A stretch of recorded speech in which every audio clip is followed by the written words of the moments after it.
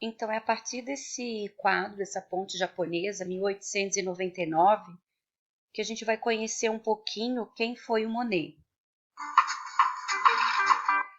Antes, de a gente começar a mostrar esse vídeo, em 1893, 3 anos depois de ter comprado a propriedade em Giverny, Monet anexou a ela um terreno que ficava nos fundos da casa. Após alguns trâmites legais, ele conseguiu autorizar para desviar um braço do rio, que passava próximo à sua propriedade, e assim formar um pequeno lago no seu quintal. Então, ele, apaixonado por jardinagem, ele pintou,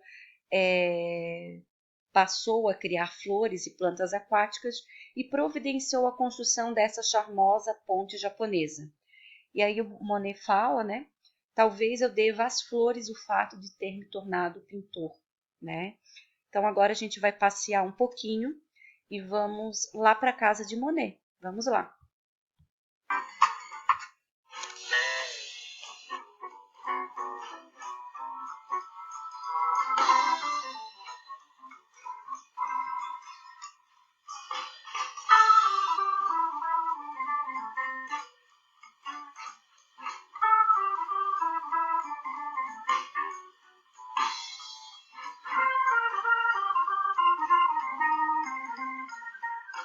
Companhia está em Giverny, a cerca de 75 quilômetros de Paris.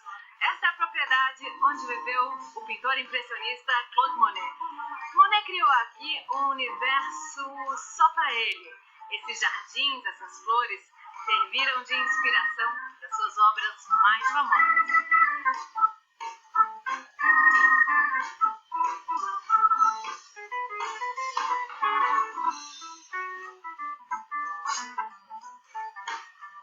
Apaixonado por flores e pela natureza, Claude Monet criou sua própria inspiração.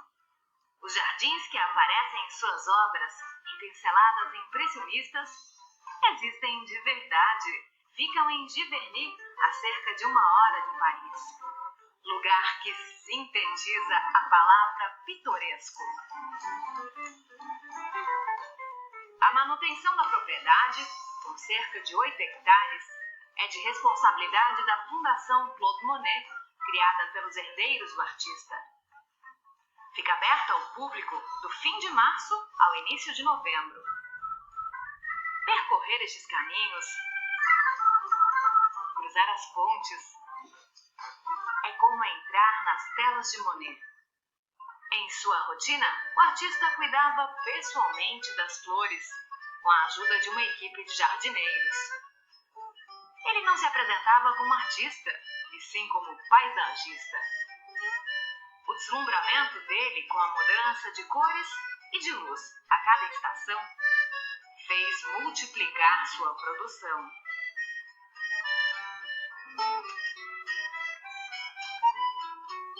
Monet era contemplativo e também muito dedicado ao trabalho. Cumpria expediente no quintal nas horas certas. A casa era outra paixão. Nos vários cômodos abertos ao público, surgem cores diferentes. Monet não gostava de monotonia. Com a restauração em 1977, a Sala da Lareira recebeu parte do acervo. Na copa e na cozinha, Monet recebia amigos íntimos como Cézanne e Rodin. A restauração respeitou as cores, a disposição dos móveis e objetos e a simplicidade poética criada por Monet.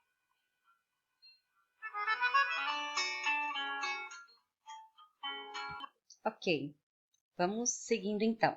Na página 11, nós temos um trecho a seguir do Carlos Drummond de Andrade. Então, você vai ler atentamente a passagem A Doida, certo? A doida habitava um chalé no centro do jardim maltratado, e a rua descia para o córrego, onde os meninos costumavam banhar-se.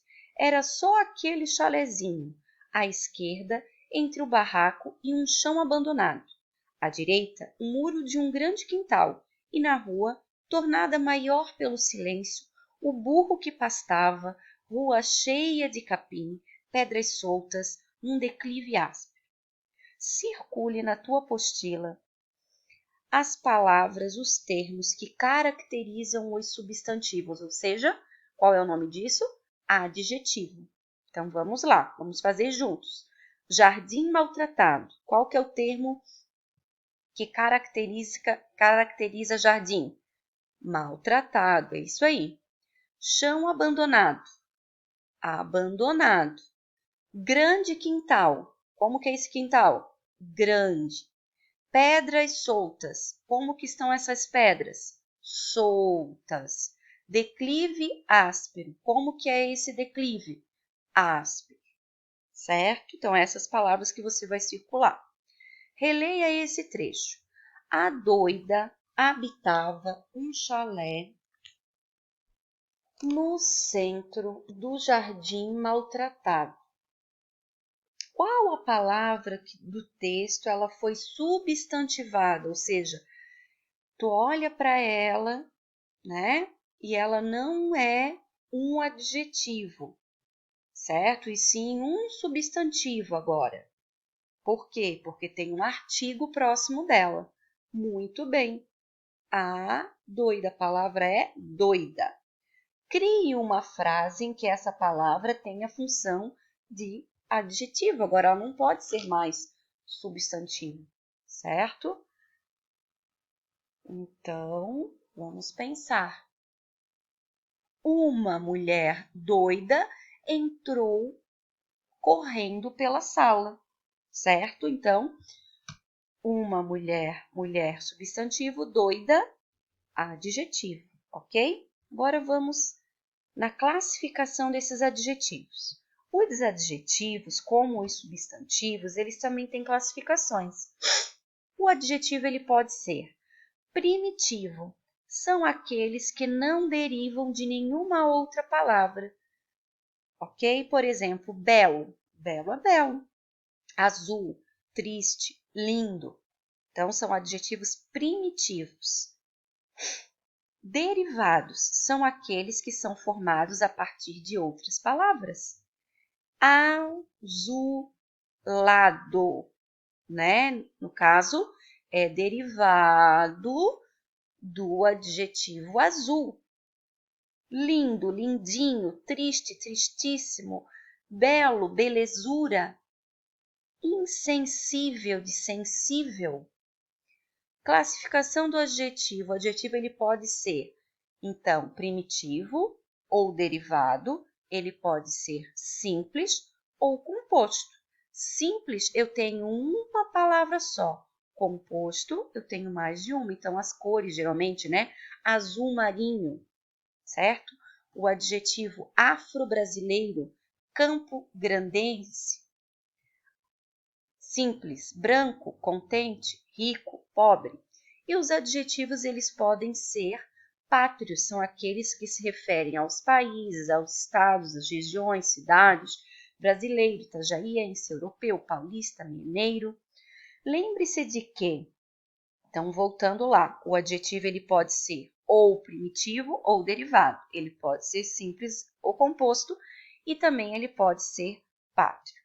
Lembre-se de que, assim como o substantivo, o adjetivo também pode pertencer a mais de uma categoria, como a Josi falou ali, né? Por exemplo, baiano. Então, derivado, certo? Pátrio e simples. Juvenil, jovem, derivado e simples, ok?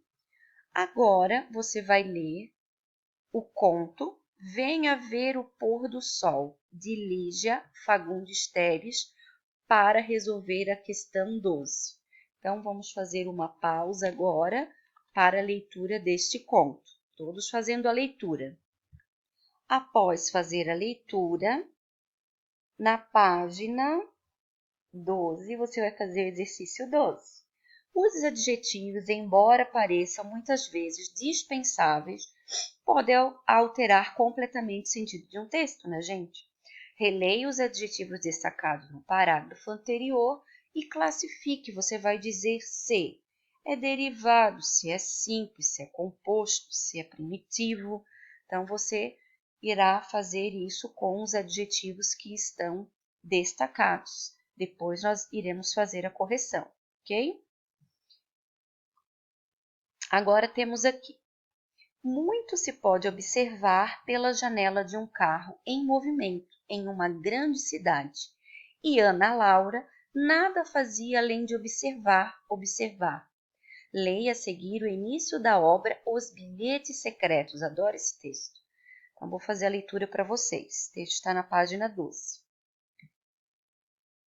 Virou o rosto e mergulhou os olhos naquela calçada cheia de gente. Homens e mulheres acotovelavam-se, disputando um espaço mínimo.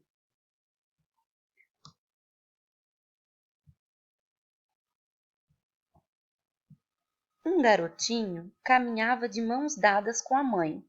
Um senhor grisalho de bigode andava devagar, apoiado em uma única muleta. Debaixo do braço direito, um cachorro dormia na porta de um bar. Na rua, uma longa fila de carros à espera do sinal verde. Moleques vendiam balas, pediam um trocado ou então entregavam folhetos aos motoristas. O sol quente batia nos rostos molhados de suor. De dentro de um dos veículos, bem ao lado do seu, uma menininha com as mãos espalmadas no vidro ameaçava um sorriso, mas desistiu ao ver a cara amarrada de Ana Laura. Quando Ana Laura era pequena, também gostava de se distrair com pessoas dos carros vizinhos. Às vezes sorria, dava um tchauzinho, às vezes fazia careta, mostrava a língua. Teve vontade de mostrar a língua naquele momento, para o mundo inteiro. Quanta bobagem! Não era mais uma criancinha.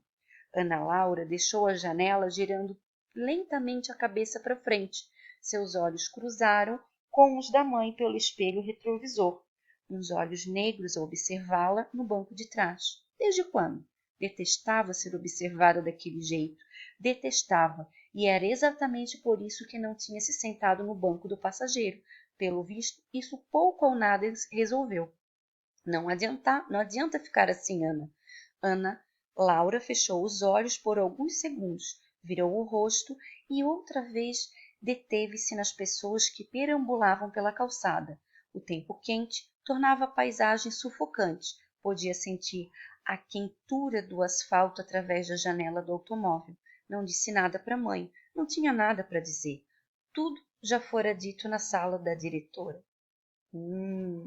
Então, olha só, o personagem dessa história viu várias pessoas e situações descritas pelo narrador, principalmente nos 2 primeiros parágrafos.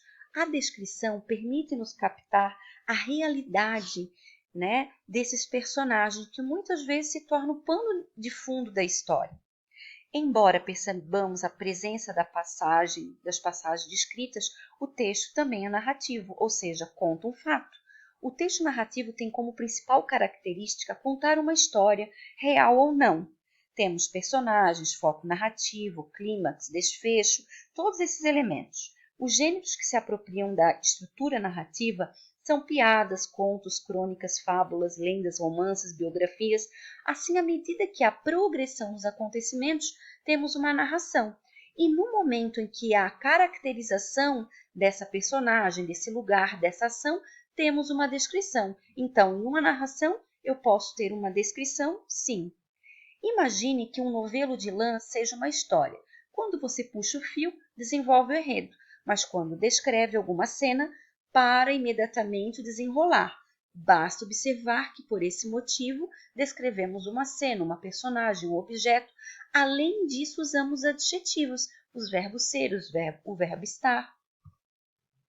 Então, para finalizar essa aula de hoje, você irá fazer a proposta das páginas 13 e da página 14. Bom trabalho!